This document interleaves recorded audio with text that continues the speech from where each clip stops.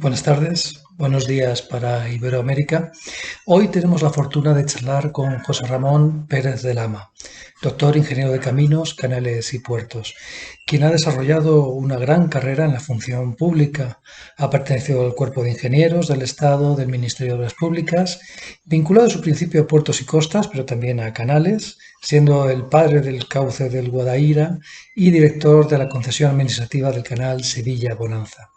Delegado de Obras Públicas en la provincia de Sevilla también, jefe de carreteras de Sevilla y después Andalucía, siendo responsable de obras emblemáticas como la autovía Madrid-Sevilla o Sevilla-Huelva, los accesos a Sevilla para Expo 92 o el puente del Quinto Centenario. Es quizás más conocido por los relevantes cargos políticos. Ha sido concejal y teniente alcalde del Ayuntamiento de Sevilla y delegado de tráfico, también presidente de las grandes empresas públicas municipales de aguas, transportes urbanos, vivienda, mercado de abastos y del polígono del aeropuerto. También diputado provincial y alcalde de Sevilla. Pero ha ejercido también la empresa privada. A lo largo de su carrera ha sido empresario y presidente de empresas constructoras, también consejero técnico, ha desarrollado numerosos proyectos particulares en multitud de disciplinas. En el campo académico tiene varias publicaciones y artículos, ha impartido conferencias y seminarios de carreteras, transportes, ordenación del territorio e ITS. También ha sido profesor de cálculo de la Escuela de Ingenieros Industriales. En el Colegio Nacional de Ingenieros de Caminos ha sido miembro de la Comisión de Urbanismo y de la Comisión de Transportes y miembro del equipo del Libro Verde de Transporte, en el mismo colegio. Finalmente ha sido fundador y consejero de ITS España y director del equipo de redactor del Libro Verde de ITS. Como veis, una carrera ejemplar, rica y multidisciplinar, un ingeniero integral. Gracias, José Ramón, por compartir con nosotros su sabiduría y toda su experiencia. Quizás para empezar nuestra charla me debería preguntarle, ¿qué haría usted si le propusieran volver a ser alcalde o concejal de movilidad de Sevilla o de cualquier otra ciudad? En primer lugar, quiero decir que no aceptaría de ninguna de las maneras. En segundo lugar, les pediría que hicieran llegar unas sencillas ideas a la persona que finalmente aceptara el cargo, por si le fuera de utilidad, no por decirle lo que tiene que hacer. Les sugerencias serían: 1. Analice la situación actual. 2. Debe fijar un objetivo. 3. Es importante contar con un buen equipo técnico. 4. Debe preparar un plan. Y 5, por último, la publicidad o plan de comunicación. Hay que contar lo que se va a hacer y lo que se va haciendo a todos los interesados. Gracias por esta visión integral de la gestión de la ciudad. Por tanto, volviendo a su primer punto, ¿cómo se analiza la situación actual? Básicamente, se trata de preguntarse dónde estamos en lo importante a grandes rasgos. Empezar por conocer la población en la que estamos hablando, tanto residentes como visitantes, y sus necesidades de movilidad. Saber cuánto se mueven y cuántos desplazamientos de mercancías requieren, de dónde a dónde, los motivos, modos de transporte utilizados, horas, velocidad e itinerario de los desplazamientos. También es fundamental conocer, con una estimación suficiente, los efectos producidos por la movilidad: accidentes, emisiones nocivas, consumo energético, atascos, coste económico personal y público, falta de confortabilidad y equidad en los desplazamientos y distorsiones en cuanto al uso razonable del suelo. Todo ello y en la medida de lo posible de forma sencilla y todo lo sintético que seamos capaces, pero con datos aunque aún no se han confirmado. Puede ser muy útil tener una breve evolución de los datos anteriores a corto, medio y largo plazo. Todo esto sin dedicarle demasiado tiempo que nos haga detenernos en la acción. Y más concretamente, en su opinión, ¿cuáles son los parámetros fundamentales que se deben tener en cuenta a la hora de establecer un objetivo para mejorar la movilidad? Todo se resumiría en la pregunta: ¿a dónde queremos ir? ¿Qué movilidad queremos alcanzar de forma realista? Para ello resulta de gran utilidad fijar pronto un primer objetivo, aunque luego requiera sus lógicos ajustes al afinar en los trabajos. El objetivo, para ser de utilidad, debe ser cuantificado en términos de cantidad de movilidad por motivos de desplazamiento, reparto modal, número de accidentes, emisiones no deseadas, atascos y velocidad comercial de transporte público, equidad en los emplazamientos, etc. Es evidente que los objetivos se retroalimentan con el plan, ya que estamos limitados por los recursos necesarios para ejecutar el plan.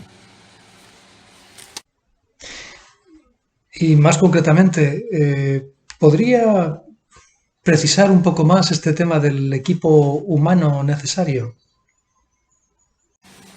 Aquí se trata de tener clara la respuesta a la pregunta de con quién quiero conseguir el objetivo y desarrollar el plan. Por tanto, me refiero tanto al equipo interno de colaboradores como al que se desarrolla cooperando con otras entidades con las que se solapan mis competencias. Creo que es importante rodearse de buenos profesionales, técnicos, ingenieros, si se me permite, pero siempre con criterio técnico. Así evitaremos cualquier tentación ideológica que en la gestión divide a las sociedades y a los equipos. Dejemos la ideología a la hora de establecer los objetivos y el plan, y que la técnica los ejecute para optimizar recursos y aumentar las probabilidades de éxito. Es importante contar con gente con experiencia cualificada que después de años de trabajo identifican de un vistazo las situaciones y conocen las consecuencias más probables de las acciones.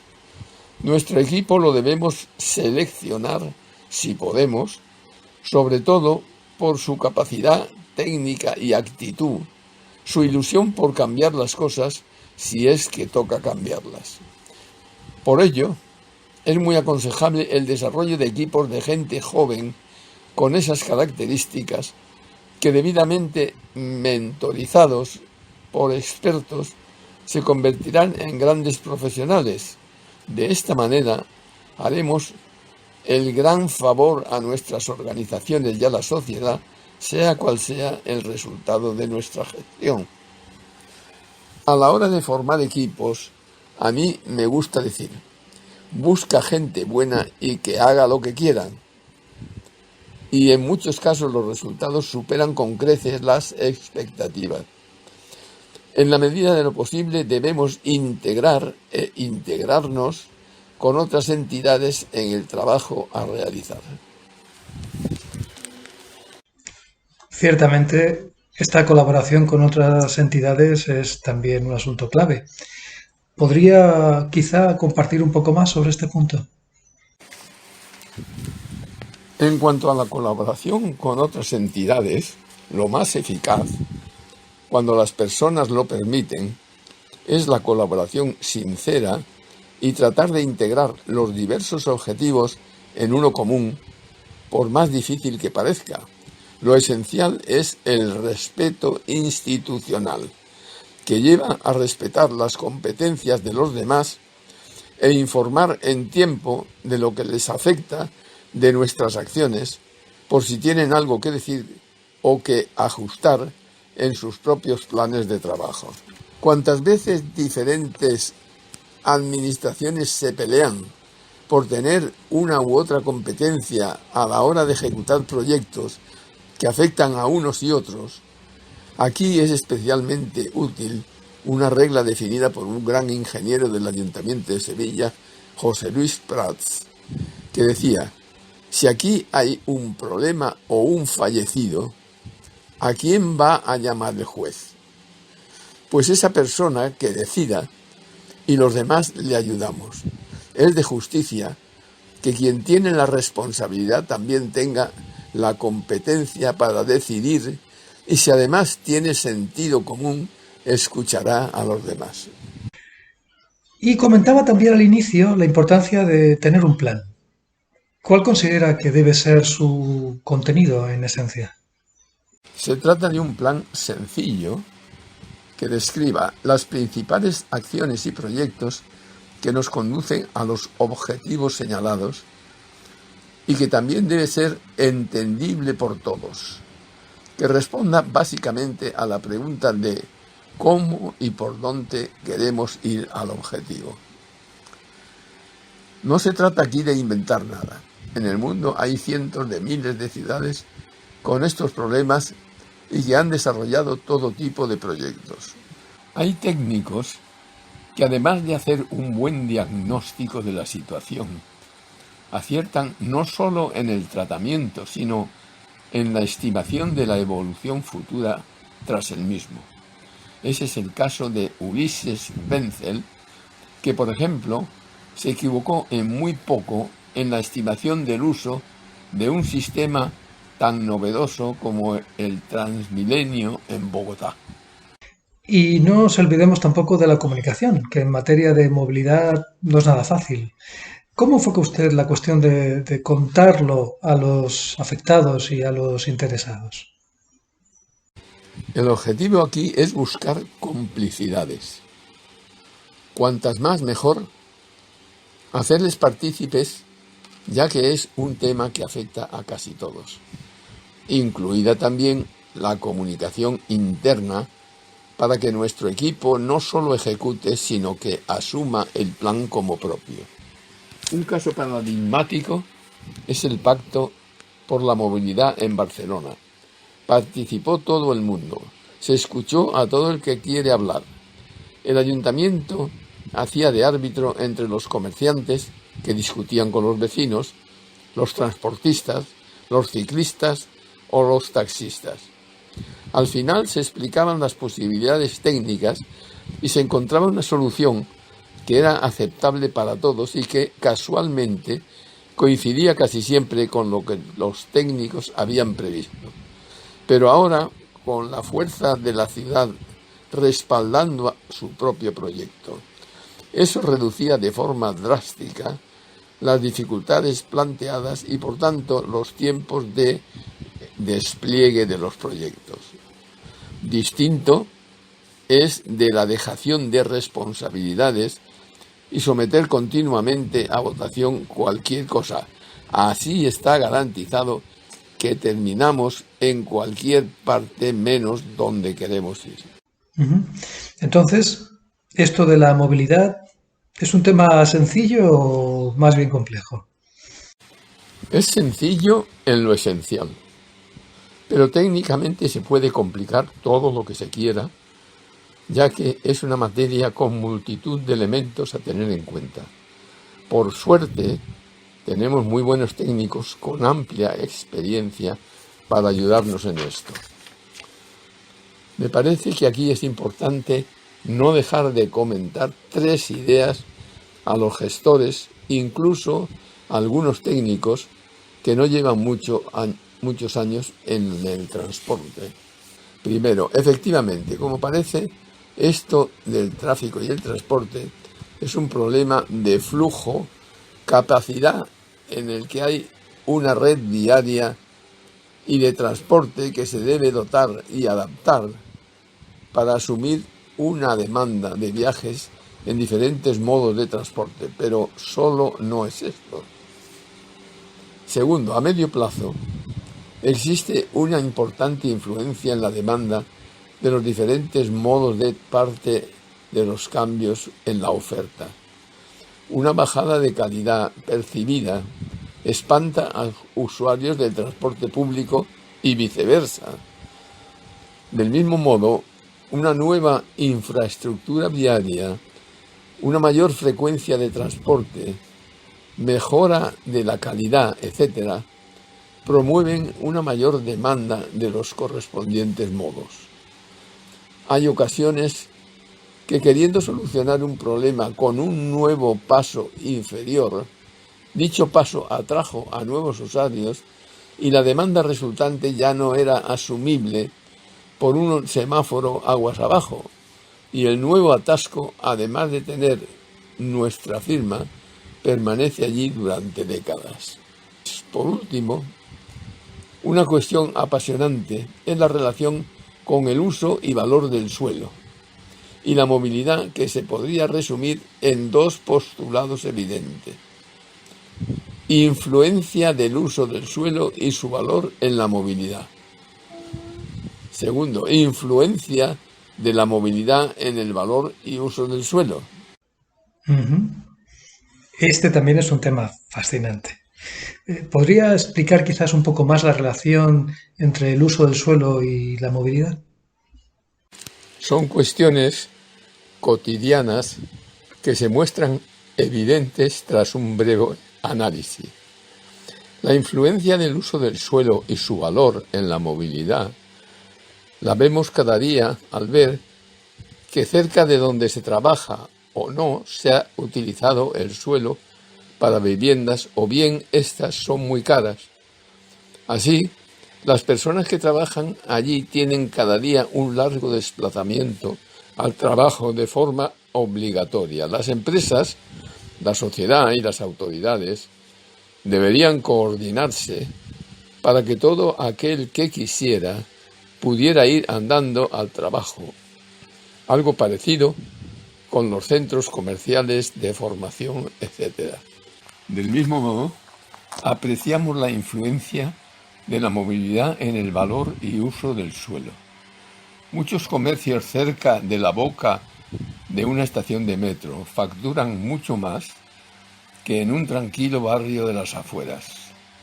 Del mismo modo, una empresa tenderá a situarse en un lugar donde puedan acceder con facilidad sus trabajadores, clientes y proveedores, ya sea en el transporte público o en vehículo privado. La gente prefiere vivir en una casa con buenas comunicaciones de transporte público y también viario. Así, el precio del alquiler de una zona se ve alterado por las infraestructuras y condiciones de la movilidad de su entorno. Ujú. De modo que podríamos hacer la gran pregunta. ¿Es que tiene solución la movilidad? A mí me gusta utilizar la expresión de mi compañero Sebastián de la Rica, uno de los padres de la ingeniería de tráfico en España, que la movilidad tiene soluciones, no existe una solución única. Para identificarlas, como en todo en la vida, hay que identificar primero cuál es el problema que queremos solucionar. La movilidad es un tema complejo, como ya se ha comentado, no solo por la relación oferta-demanda. Al tratarse de un servicio destinado a facilitar el desarrollo de actividades de las personas, la relación anterior es dinámica, afecta y es afectada por las actividades desarrolladas en cada lugar, así como el valor del suelo. Los técnicos que han estudiado muchas ciudades y tienen experiencias pueden aportarnos las soluciones que necesitemos, como en cualquier otra disciplina. Una estructura de un edificio, una red de suministro eléctrico, de agua o telecomunicaciones. Hay muy buenas herramientas como son el aparcamiento, el transporte público y la planificación, que ya comento en otro apartado. Todo viaje en vehículo privado comienza y termina en un aparcamiento. En Sevilla, durante muchas décadas, en los viajes al centro, era la única ocasión en la que el transporte público superaba al privado. El motivo fundamental es que no había dónde aparcar el coche. El transporte público, por su parte, es el modo de transporte que aporta más seguridad vial, reducción de emisiones, consumo energético y atascos. Hay que tenerlo en la base de toda política de movilidad inteligente. Como bien dice el profesor Vasallo, el usuario que utiliza el transporte público en hora punta hace tanto bien a la sociedad que las autoridades no deberían escatimar en recursos para que esté satisfecho y no se le ocurra dejar este modo de transporte. Como toda herramienta, debe estar en manos de un buen profesional. Precisamente. ¿Tiene alguna recomendación específica para los técnicos? A los técnicos les propongo que siempre procuren cuantificar, incluso para el dimensionamiento general, y que, aunque se enamoren de su disciplina y sus proyectos concretos, eso no les ciegue para centrarse en encontrar las mejores soluciones en cada caso. En movilidad es cierto que hay cuestiones que deben resolverse con semáforos y control del tipo que sea, en realidad poco más del 5% de las ocasiones. Una buena ordenación viaria, aunque parece que se ha inventado la jerarquización viaria con las superislas en alguna ciudad importante de España, no digo que no sea una buena idea, sino que la ordenación viaria racional se viene aplicando desde hace décadas desde la ingeniería de tráfico, eliminando itinerarios permitidos con un criterio más allá de dejar pasar el coche y dotando de plazas de aparcamiento con criterios más complejos que el simple aparcar. Cuantos más coches, mejor. Con una buena reorganización de la ordenación viaria se pueden resolver más del 25% de los problemas singulares que aparecen. En cambio, con una adecuada planificación se pueden resolver más del 70% de los problemas y, lo que es mejor, evitar que surjan. ¿Tendría quizás alguna propuesta para entender mejor la movilidad? Llevamos más de 10 años trabajando en el modelo REFNO, redes, flujos y nodos. La base son nodos dinámicos de un tamaño manejable, unas 30.000 personas, donde produce actividad humana. Y como he dicho, son dinámicos que cambian de tamaño e incluso desaparecen. Los nodos, como centros de ordenación y poder local, a la vez con libertad y supeditados o coordinados en general, así se genera una legislación coordinada, local y general, orientada a los fines. Esos nodos se conectan para formar redes por las que se producen flujos de los elementos estratégicos, movilidad de personas, de mercancías, incluso por tuberías, agua, energía, información, flujos monetarios, flujos afectivos. Con estas herramientas resulta más fácil acertar para entender lo que ocurre y, lo que es más importante, lo que puede suceder en un futuro más o menos cercano. Ahora ya no nos sorprende que el alquiler de viviendas por habitaciones y que lo que se publicita, más que el precio, es si tiene cerca metros, si tiene wifi, y los vatios que se permiten en el enchufe. Ahora bien, todo esto, ¿cómo se paga? Hay múltiples soluciones, pero me centraré en el valor añadido que produce la movilidad, así como el uso y valor del suelo y las actividades desarrolladas sobre el mismo. Del mismo modo que la movilidad no es un fin en sí misma, sino un medio para facilitar otras actividades, esa capacidad facilitadora le proporciona un valor estratégico. El valor de la movilidad se ha visto con claridad con la crisis del COVID-19. Un viaje que no se puede hacer es una cafetería a la que no se acude, un restaurante donde no se almuerza, un espectáculo al que no se acude, algunas compras que no se hacen, un trabajo que no se desarrolla, etc. Por eso, los grandes centros comerciales nos regalan 2 horas de aparcamiento si acudimos a ellos.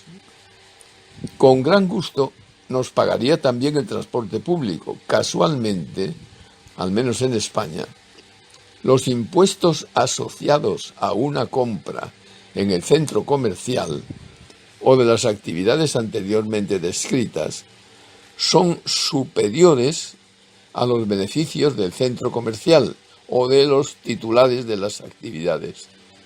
El transporte público, además de generar actividad y bien para toda la sociedad, es inmediatamente rentable por los impuestos que genera en este mismo viaje. Por otra parte, desde hace algunos años venimos trabajando en lo que hemos llamado el modelo PLH. Consiste en descomponer el valor de un edificio en 3 diferentes. El suelo, como si fuera zona verde o un simple espacio de aparcamiento en rotación. El edificio en sí, el material de construcción empleado, que como todo se deteriora con el tiempo. La licencia de edificabilidad, el derecho a construir y las actividades permitidas. A primera vista parece que en la actualidad el coste de los edificios se ha disparado por el valor del suelo que crece sin parar. Hay que añadir el coste y valor de una construcción que se puede tasar con bastante objetividad y la licencia que parece un coste importante pero inferior a los anteriores. Un análisis detallado del valor real de una licencia en un edificio nos lo puede dar el supuesto de que la municipalidad nos concediera el derecho a edificar una planta más en un edificio. El valor de la licencia por metro cuadrado sería la diferencia entre el valor potencial de venta menos el de construcción y, si se quiere, la repercusión proporcional del suelo como una zona verde. Nos sorprendemos al ver que el valor de la licencia puede rondar entre el 60 y 90 del total en muchos sitios. El económico de una licencia debe retornar en el 100% de los casos de su valor a la autoridad que la concede y no quedarse en más de la mitad en el camino de la especulación, como ocurre en muchos casos en la actualidad. Esto podría desarrollarse, pero lo dejo ahí por ahora. A los más iniciados en la política municipal no se les escapa que los planes de urbanismo de las ciudades a menudo terminan teniendo una muy importante misión de plan de financiación municipal. Hay importantes arquitectos con una sorprendente capacidad recaudatoria que casualmente son sistemáticamente seleccionados por los alcaldes de las ciudades más necesitadas de fondo. Con esta perspectiva, vemos cómo el transporte y las infraestructuras generan una plusvalía importante cuando aparecen en propiedades anteriores de terceros y lo hacen con el valor de sus licencias de edificabilidad según lo explicado. El proceso contrario es muy útil para visualizarlo. Cerremos una estación de metro para siempre. Las farmacias, las cafeterías, las oficinas, las viviendas del entorno sufren una repercusión importante. El precio del alquiler en la zona cambió dramáticamente y ese es el valor que estaba aportando la parada de metro. Es justo que los beneficiarios contribuyan a financiarla, por tanto, y no solo con galerías comerciales internas o promociones inmobiliarias anejas a los proyectos que también son buenas ideas. En Cataluña, para financiar el transporte público, existe un recargo en el impuesto anual de bienes inmuebles.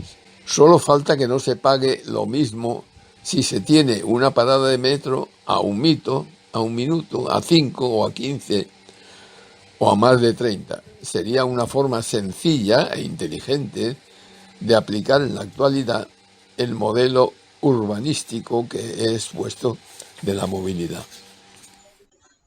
¿Y el pago por uso, quizás?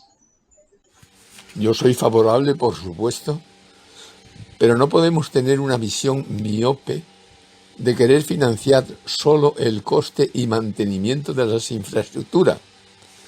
Se debe utilizar para contribuir a financiar el conjunto del sistema de transporte. Así es clave que se cuente con los operadores de transporte público, la cadena logística y que suministren vehículos. Si no los tenemos en cuenta y se financian también sus necesidades, aunque sea en parte, los tendremos en contra y con razón. Me refiero a financiar en parte los déficits del transporte público, promover renovación de flotas, agrupamientos empresariales en logística, etc. En definitiva, en la infraestructura es la que tiene que estar al servicio del transporte y no al contrario, y todo el servicio del usuario. Si le damos un buen servicio al usuario, no tendrá problemas en pagar por él, y si alguno quiere subsidios, allí acudirá el sistema. Uh-huh. Y volviendo al asunto del equipo humano que comentaba antes, ¿no es algo utópico esto de los equipos y la gente joven? Dejar equipos bien formados, de profesionales competentes, con experiencia, es obligación de todo gestor responsable. Tenemos multitud de ejemplos paradigmáticos de ello. Explicaré algunos. El caso de Julio García Ramón en Barcelona, que aprovechaba su colaboración con la universidad para identificar a los mejores alumnos, motivarlos para trabajar en movilidad en el Ayuntamiento de Barcelona y conseguir que todos quedaran como funcionarios antes de jubilarse. Hoy en día es gusto pasearse por el Centro Tecnológico de Automoción de Galicia, donde trabajan cientos de ingenieros muy jóvenes y muy expertos en el ITS de la automoción. Hace 15 años no había nada y el equipo desarrollado garantiza empuje de calidad durante décadas. En el otro lado del océano se puede citar el caso de Intrant en la República Dominicana, donde su directora, con dilatada experiencia en el sector, ha conseguido desarrollar para esta nueva entidad un auténtico equipo de alto rendimiento, con una importante composición de jóvenes, con poca experiencia pero gran actitud, formación y más ilusión. Este subproducto de nuestra gestión ha demostrado muchas veces un gran activo para las entidades. El paso de gobiernos de muy diferente color político apoyándose en ellos así lo ha demostrado. Además, la gente joven son la clave, muy especialmente en la universidad, por su función de apertura al conocimiento de materia universal. Tiene gran valor su renovación constante. Resulta impresionante la energía y capacidad de los jóvenes de 20 años. El mundo está en sus manos y lo bueno es que lo saben. Esta experiencia la tuve de cerca no hace mucho en las tertulias a las que me invitaban el Colegio Mayor Guadaira de la Universidad de Sevilla. Me acordaba que casualmente me tocó a mí reconducir el cauce del río Guadaira, aunque aquel colegio mayor no necesitaba ser reconducido, antes bien lo contrario. También recientemente lo he experimentado en la Escuela de Arquitectura presentando un concurso. Otro tema candente en cada ciudad es la ideología. ¿Cree que hay mucho espacio para la ideología en la movilidad? Quizás es que el coche sea de derechas y la bicicleta de izquierdas.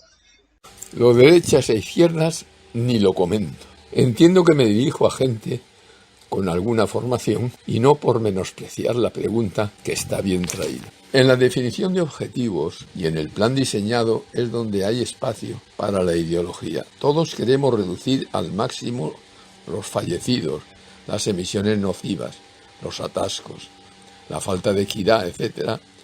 Pero tenemos 100 millones de euros o dólares.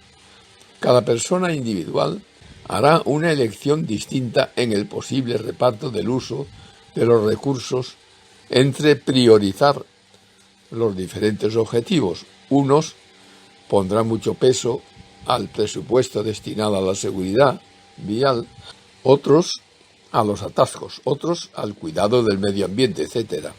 Y eso es bueno, que cada uno opine distinto. Es misión del gobernante responsable y de cualquier gestor, personal o colegiado, escuchar, decidir y responsabilizarse de las consecuencias de sus decisiones. Los objetivos establecidos son como el ADN de su gestión y no se pueden cambiar de forma importante a la ligera sin pérdida de eficacia, eficiencia y prestigio. ¿Tendría alguna propuesta ilusionante para su ciudad? Mi propuesta se llama Smart City Sevilla Sur, aunque me gusta más quizá ciudad autosuficiente. Se trata de una utopía al alcance de la mano y que se financia sola. Las características principales son población de unas 30.000 personas, como se marcaba en Refno, frente a Gelbes, al otro lado del cauce del río Guadalquivir. El límite de la ciudad debe estar de forma aproximada a la misma distancia del Guadalquivir que del nuevo cauce del Guadaira. A partir de un transporte público confortable y regular, que sale del centro de la ciudad y llega en 10 minutos a la Torre del Oro, en esta ciudad todo el mundo podrá ir andando o en bicicleta al trabajo, al colegio, etc., si así lo desea. Se dispondrán de tantas viviendas, zonas verdes, centros comerciales, en general servicios a la comunidad, educación, sanitarios, etc., como requieran los puestos de trabajo allí ubicados. Ciudad sostenible y conectada económica, social y medioambientalmente. Atención desde el diseño a las necesidades de acondicionamiento, consumo energético, ciclo integral del agua y todos los residuos, uso de energías renovables, etc. Lo mismo con las redes de telecomunicaciones públicas y privadas preparadas para los próximos 50 años. Debe estar preparada para cuando en el futuro puerto de Sevilla se desplace al sur y se reducirá progresivamente el espacio dedicado a oficinas en función de los puestos de trabajo aportados por el nuevo puerto y su zona industrial de influencia. Hemos lanzado un concurso en la Escuela de Arquitectura de Sevilla y tenemos al menos a 4 estudios de arquitectura mentorizando a algunos alumnos para el presente propuesta. Y más aún, quizás para el resto de ciudades.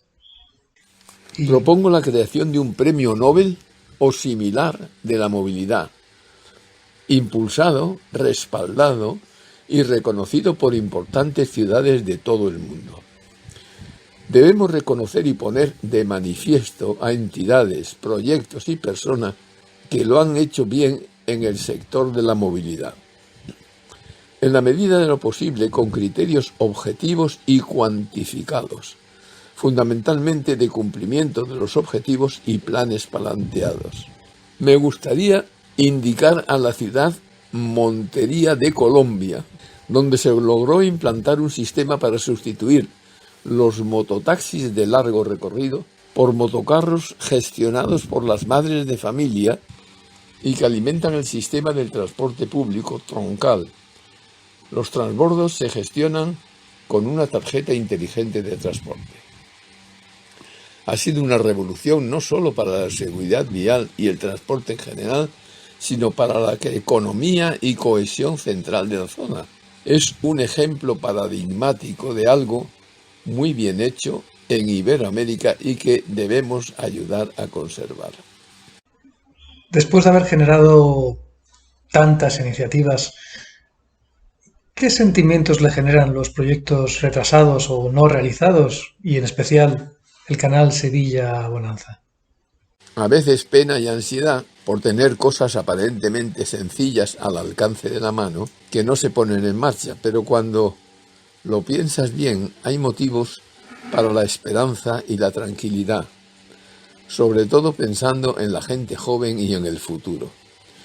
Desde luego que en Sevilla hubiera sido mejor poner en marcha el metro antes que la gran ampliación viaria del año 92 que casualmente también me tocó a mí desarrollar en su mayor parte en el ámbito metropolitano y de accesos a la ciudad. De haber construido primero el metro, ahora tendríamos otro reparto modal mucho más favorable al transporte público. Es difícil que alguien que compra a un segundo y tercer coche luego vuelve al transporte público, si además vive en una urbanización de las afueras, a donde se va en vehículo privado. No es sencillo volver a meter ni el genio en la lámpara, ni la cerveza en la botella después de derramarse. En cuanto al canal Sevilla-Bonanza, para lo que no conozca el proyecto, es como una autopista fluvial de Sevilla a Sanlúcar de Barrameda, donde desemboca el Guadalquivir. Sevilla hace 500 años era de los primeros puertos del mundo, y eso no va a repetir, pero tiene importantes activos estratégicos que hoy no está explotando.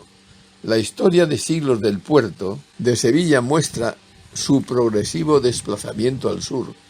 En muchas ocasiones, que el puerto de Sevilla se desplazará hacia el sur, empujado por la ciudad, eso es un dato. Si no se ha hecho todavía es porque no han llegado ni el momento ni los responsables destinados a realizarlo. Cuando esto ocurra, descubrirán que el 80% del proyecto ya está ejecutado.